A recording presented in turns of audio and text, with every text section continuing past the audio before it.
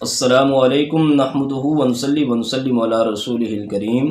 روزہ صرف اس چیز کا نام نہیں ہے کہ آپ فجر سے لے کر مغرب تک کھانا پینا چھوڑ دیں، بلکہ روزے کا مفہوم اس سے کہیں بڑھ کر ہے۔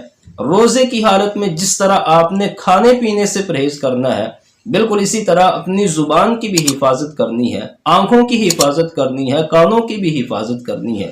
آپ کا پورا جسم اللہ رب العزت کی اطاعت و فرما برداری میں رہے، کسی بھی جسم کے حصے سے، کسی بھی اعضاء سے اللہ سبحانہ و تعالی کی نافرمانی نہ ہو۔ جو لوگ کھانا پینا تو چھوڑ دیتے ہیں لیکن زبان کی بھی حفاظت نہیں ہے، آنکھوں کانوں کی بھی حفاظت نہیں ہے، یقیناً ایسے روزے داروں کو بھوک اور پیاس کے سوا کچھ نہیں ملتا۔